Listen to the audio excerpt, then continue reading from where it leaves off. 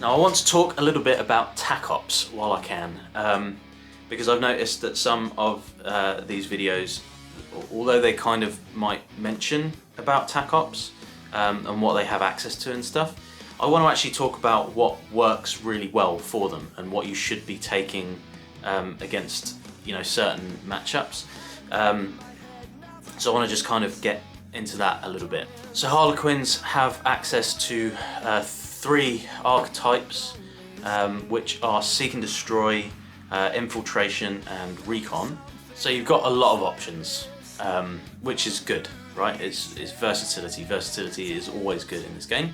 That being said, I don't really like Recon. There's a couple of Recon tac ops that they do very well, but I just don't think it works particularly well for them.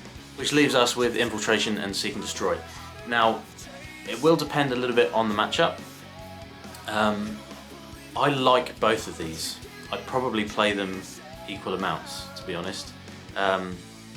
You can get a little bit unlucky with Seek and Destroy on them because some of the Seek and Destroy actions are shooting actions and stuff, so you don't want to take those for obvious reasons. But they are very killy, right? So certain tac ops in Seek and Destroy they can do really, really well. Infiltration they are excellent at.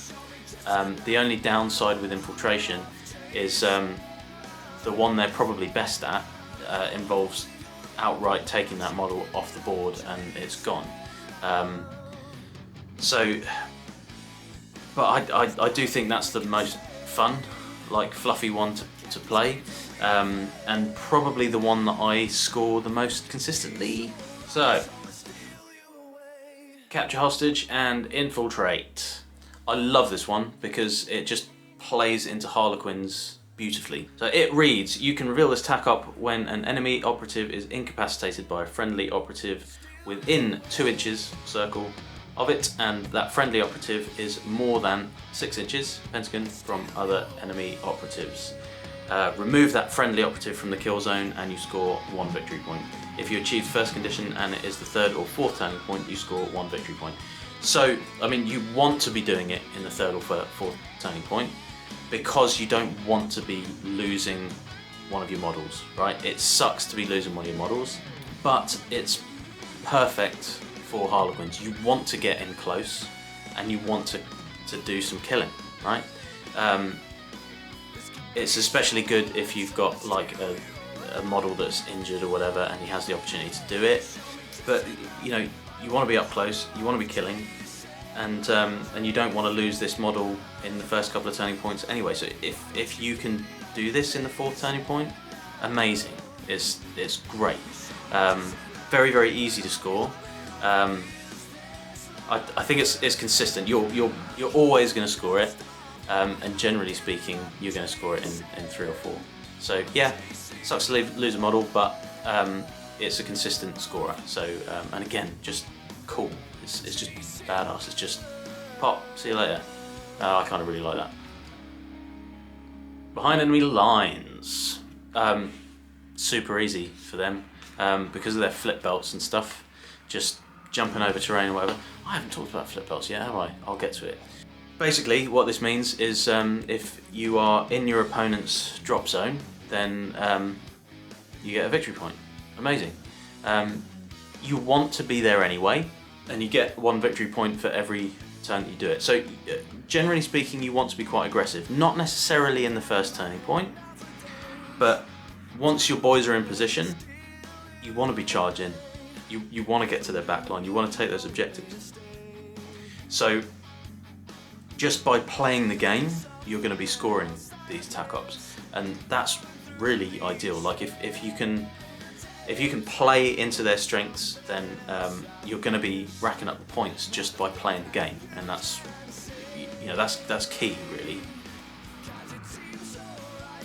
Upload viral code. The thing I like about this, right?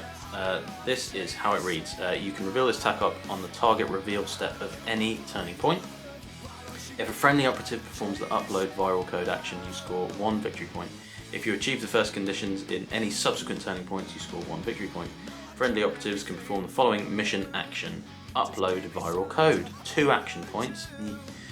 An operative can perform this action while within 6 inches of your opponent's drop zone and not within 2 inches of enemy operatives. The thing I like about this is that you can combo it with the previous one. So if you manage to get them both together, right, you want to get to your opponent's backfield, and if you've got a guy there that's not really doing anything else, then he can do this at the same time and rack up those victory points.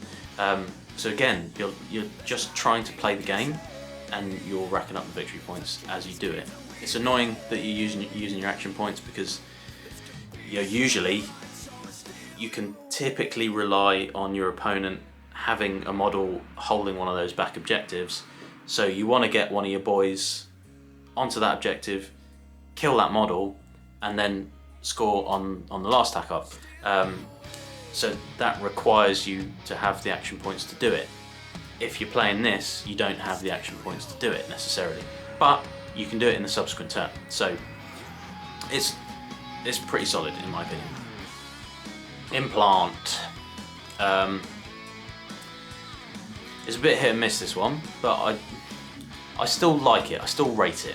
So, you can reveal this tack up when you would strike an enemy operative in combat. Instead of inflicting damage on an enemy operative from that strike, you can implant that operative instead. That operative does not lose any wounds from that strike, and you score 1 victory point. If 2 other enemy operatives are implanted, you score 1 VP. Now, I don't know if it's intentional, but I take this to mean that you can use any of your hits in combat to do this implant, right? Meaning, if you manage to get a lot of damage on something, that's the opportunity to do it, right? I think, judging by the actual wording on it, that you could still kill that model, right? You can still go on and do all your wounds, and if you've overkilled it, you use one of those strikes to do this instead, and that's what gets you your victory points.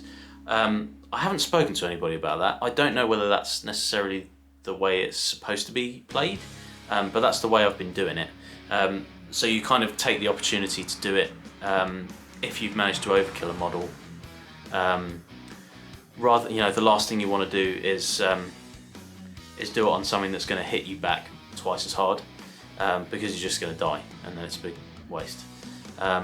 You're going to get your victory points, and that's what it's about. So, again, it's perhaps a good thing to do if you've got a model with just 1 wound left. Just rush him into combat just to score your victory points.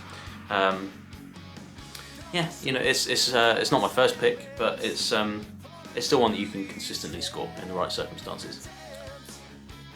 Sabotage. This one's great. I love it just because it's kind of fluffy. It makes you feel like you're playing a skirmish game. So I really like it. You can reveal this tack up in the target reveal step of any turning point. If a terrain feature is sabotaged by friendly operatives, you score 1 victory point. If any other terrain feature is sabotaged by friendly operatives, you score 1 victory point. You can perform this action, basically, sabotage, for 2 action points. An operative can perform this action while within an inch of a terrain feature that includes any part with the heavy trait that is wholly within or within 6 inches of your opponent's drop zone that has not been sabotaged by friendly operatives. So basically, you can only sabotage a building once.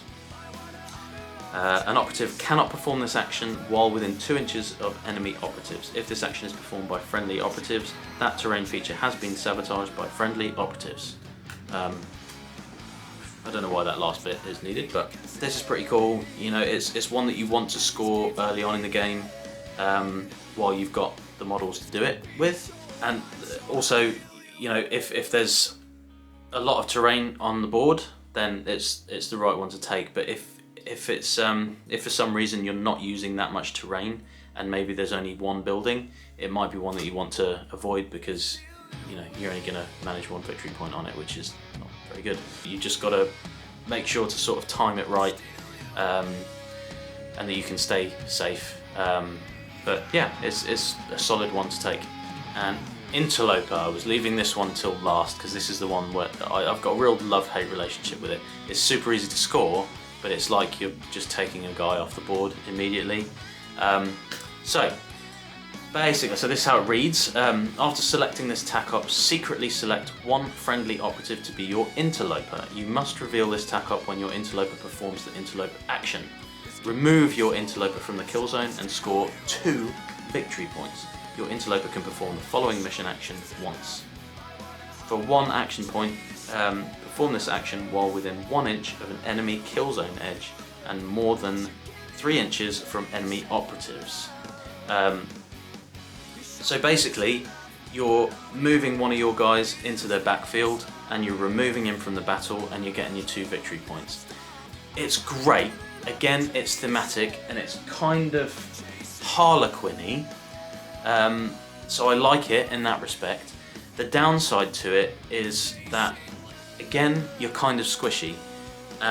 You can't do it with any of your operatives. You have to secretly select one of those operatives beforehand. If that operative dies, you've lost your 2 victory points.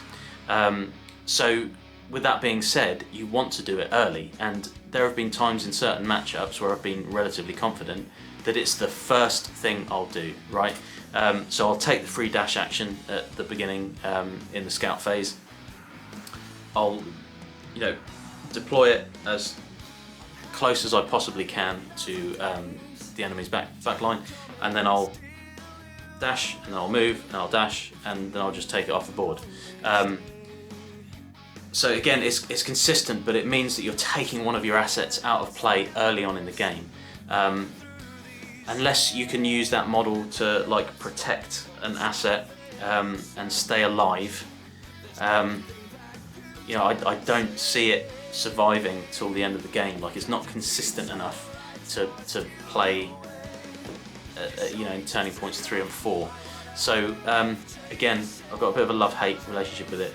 But the interesting thing about Infiltration as an archetype is that you can use those in any combination, right? Because you don't know which of those 3 you're going to get, you can't plan for them, but any of them can be used in any combination and you will consistently score victory points. So that for me is the main reason to take them. If you're a really aggressive player, then Seek and Destroy is cool, it's fun, but there's certain scenarios where you're going to get lumbered with crap and you're not going to be able to score them. So you've got to kind of bear that in mind. I don't like to talk about things from a competitive standpoint because, again, I'm in it to just have fun. But that being said, you've got a better chance of racking up victory points, I think, with Infiltration. So, in a nutshell, your pros and cons to the Harlequin kill team. Cons. They are very CP heavy. You're going to want to use your strats as much as possible, but you've only got a limited number of command points to use, and you don't really get any rerolls. So it's difficult to keep hold of your command points. So late on in the game, that's where things sort of tend to fall apart. Another con is you're obviously very squishy, so you need to learn to play those models at the appropriate time to get the maximum impact. They are not survivable, and more often than not you're going to charge them into combat and they are the ones that are going to die. They will put down some decent damage, but you need to understand that every time you rush into combat there is a likelihood that your model is going to die. Not ideal. That's when you need to be using your prismatic blur. It really is the difference between all of your models dying immediately and actually having a bit of survivability and being able to, for one of your models to multi-kill a bunch of your opponent's models. So just bide your time, especially in the first turning point. You don't want to play aggressively, you want to be cagey. So there's a bit of a learning curve for them. and they are very unforgiving in that respect, but they are super fun. Like, that's the flip side of it. There's a few kill teams in the game that don't really feel like that faction, right? That they just don't have the same kind of fluffy feel that they do in 40k. They don't have the right kind of character. Harlequins are absolutely just the real deal, right? They are exactly as they should be in kill team, except perhaps for the movement. I feel like they should have more kind of movement shenanigans, but I mean, between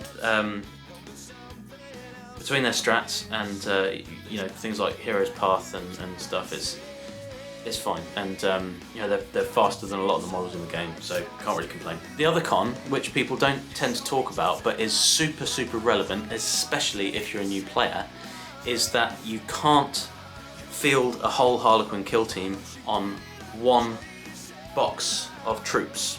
So you have to double your outgoings initially, because a box of troop players is it's only 6 models, and you need 8, so that's kind of a pain. But that being said, it does give you the option to sort of practice your painting, right? Because you're going to paint a few more, and also you can change up the loadouts somewhat. Set up 2 troop masters, so you got one with power weapon, one with embrace.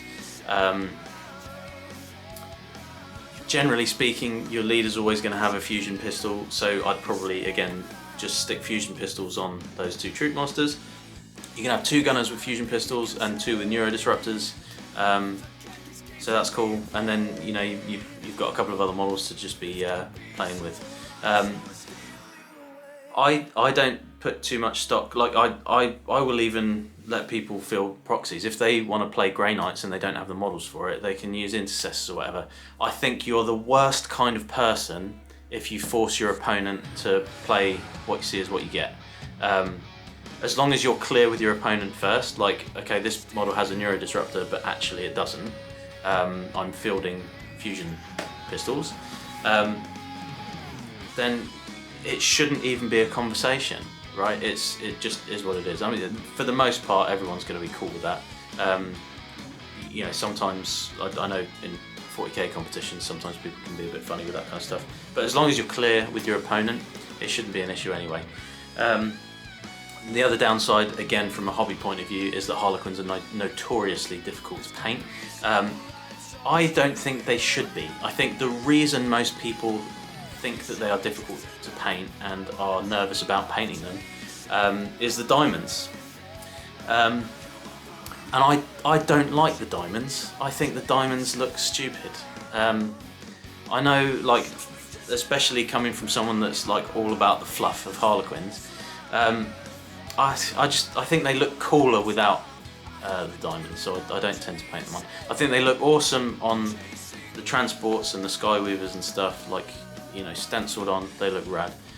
But you know, I mean, of course I'm going to say that because I'm a really lazy painter, but I don't think it's a very aesthetically pleasing look. My argument for that is that the best looking Harlequin mask is Frozen Stars, and they don't tend to have diamonds.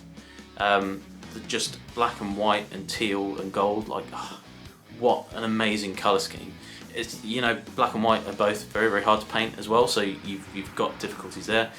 My guys just, you know, this is my kind of kill team specific colour scheme,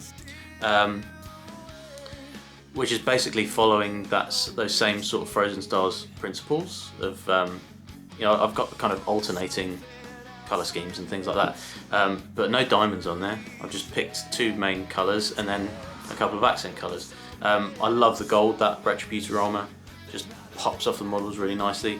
My 40k models have a gold mask. On these ones I just wanted to do them slightly differently. But paint them up however the hell you want to paint them up. It doesn't matter, right? It doesn't matter if they don't look amazing. Mine don't look amazing. Not when you get up close to them. But when you're fielding a whole kill team of them, they look great. On the tabletop they look awesome. So, you know, don't worry too much about that. It's a good opportunity to practice because they're kind of tiny little models. You know, they're not as chunky as Space Marines. They require a little bit of brush skill, but that's a good thing. You know, work your brush skills. And then when you come to like paint other stuff, you'll find it a lot easier. So I think it's I don't think it's necessarily a con. I think it's kind of a pro that they're a little bit harder to paint, a bit more of a challenge. Get stuck in. I think you'll enjoy it. But if you don't want to paint diamonds, don't paint diamonds. Sod diamonds. I hate them. Strengths, like strengths over other teams. The key thing, which I totally forgot to talk about at the beginning of the video, flip belts. So they don't have like a specific like faction-wide thing that they do, like a faction-wide rule built in, like the Tomb World thing, Living Metal or whatever. But they do on their data sheets have the 4-up invuln, obviously amazing, and the flip belts. The flip belts are great from a beginner's point of view because you don't have to faff around with all the relatively complicated climbing and descending rules and stuff like that. You can just go anywhere you want on the board and you're measuring your movement on a two-dimensional plane and you're ignoring terrain. It's amazing. And also, really what I hadn't kind of thought about, I was sort of moaning a bit about them not having enough movement shenanigans, but that's probably the biggest movement shenanigan they can have. You know, they're not having to kind of pay the price for climbing over a barricade or something. They can just, you know, straight over it. So extremely mobile, extremely fast, and extremely easy in that respect. That's probably their, you know, one of their biggest strengths. So the last thing I want to touch on is where they go from here, right? They're a Compendium team, and they're a pretty basic Compendium team as well. So what does the bespoke Harlequin kill team faction have in store for us? And do we even really need one? I honestly think this is one of the few Compendium teams that are going to be consistently good right the way through this edition. They're going to hold their own against all of the bespoke teams, I think. And I don't think they need changing. I think they're thematic and they do everything that they should do. The other thing to bear in mind is that you know, in 40k the units are extremely limited. They're a very small army, right? I think there's only 7 units that you can take. 7 or 8. So you've got your Troupe Master, Shadow Seer, your Troupes, Solitaire, Death Jester, Skyweavers, and the Void Weaver, or which can be a transport or a Void Weaver. So yeah, 7 or 8 depending on you know, how you class that transport. So not many units, so not that many things that you could do. You know, there's talk of bringing elites in and bringing HQs in and stuff like that, but your leader, essentially, let's be honest, it's a Troupe Master. You know, that's the way you're essentially fielding it, and kind of aesthetically, that's the way you're going to kind of distinguish it from the rest of the pack is you know, by using a Troupe Master. It comes in the box, you can build one, so you know, why wouldn't you do that? But moving forward, like what can you really do, right? I doubt that they're going to get their own box with another faction because it seems like we're going to get that with Craft Worlds.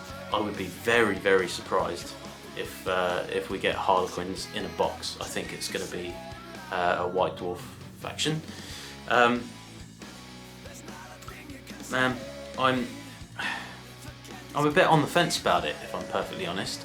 I think some of the character models are going to be a bit useless. Not useless, but I don't really see the point of them.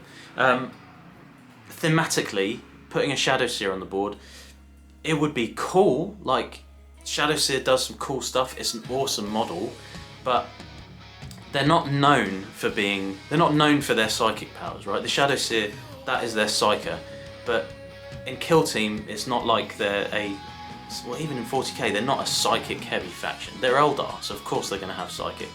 But, you know, it's a lot of their shenanigans comes from their psychic powers, but it's not all they are, right?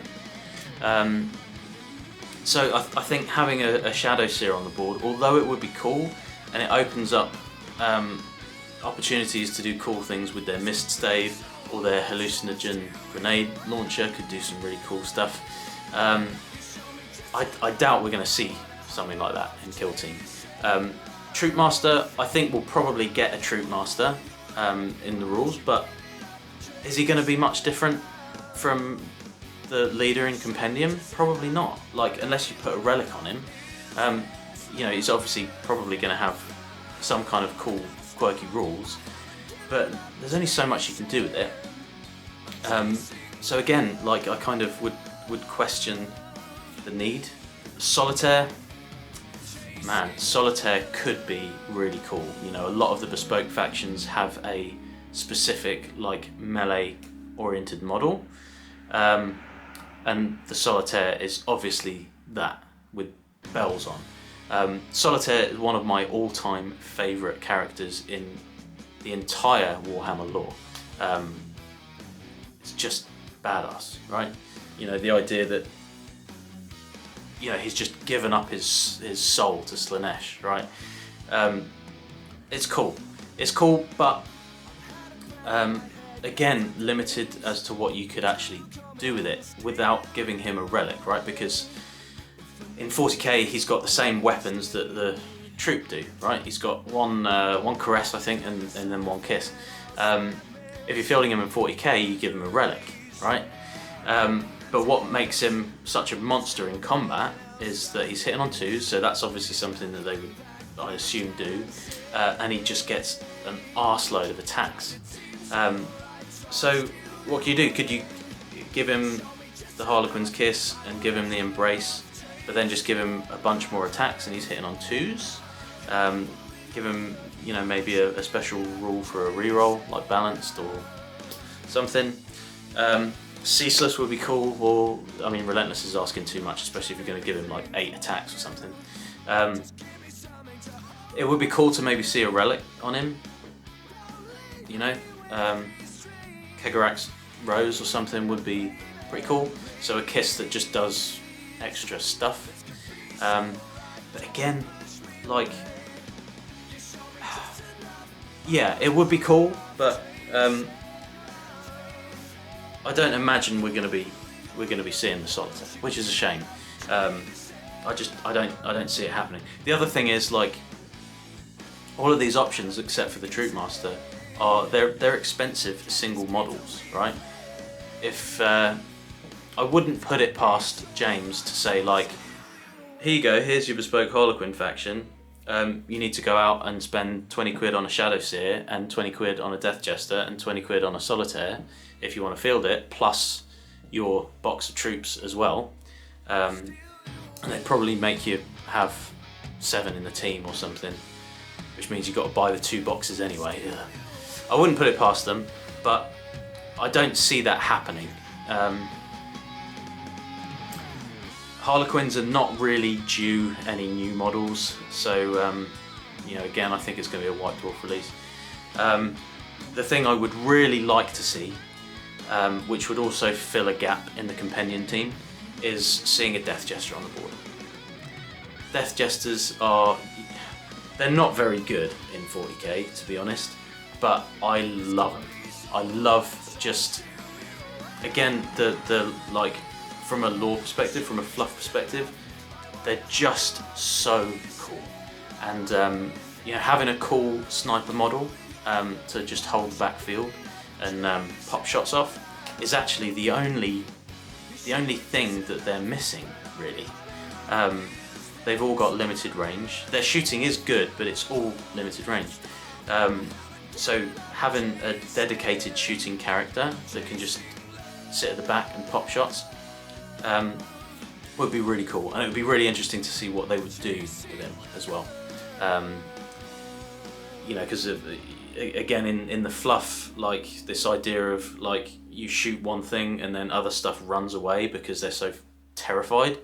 They could do some really, really cool stuff with that. So please, Games Workshop, I'm begging you, James, give us a Death Jester. It's just, yeah, it's a really funny one. I'm excited about what they do with the bespoke Craftworld faction and every other bespoke faction, but they follow a very particular pattern which I don't think they're going to be able to follow with Harlequins. It's not going to be a faction of 10 completely different models because they don't have the models to allow for that anyway. So are we ever going to get a bespoke Harlequin kill team? Who knows? I just hope we get a Death Jester. That would be cool. But we'll have to see. This is all hearsay. It's only my opinion. I'd love to know what your opinion is. You know, which of those models would you like to see on the board, on the kill team board? How do you play them as is? Do you see them as a legitimate faction going forward? If you don't love them, again, you're wrong, but why don't you love them? I think I've covered pretty much everything that I wanted to cover in this video. I really hope that it's been helpful. I really hope it inspires some of you to get out and play some murder clowns. Honestly, like, just one of the most fun factions in 40k and in Kill Team. They've got so much to offer. I'd also encourage you to read some of the fluff because you know, if me talking about how great they are doesn't convince you, then you know, maybe the fluff will. They've got some awesome books and some really cool, like, short stories in the old codices you can find. Just an awesome faction, super cool, super killy, super fast, practical jokers, tie your shoelaces together and punch you in the face. That's going to be it for me today. Thank you very much for watching. If you've enjoyed this, then please like, leave a comment, subscribe, all that great stuff.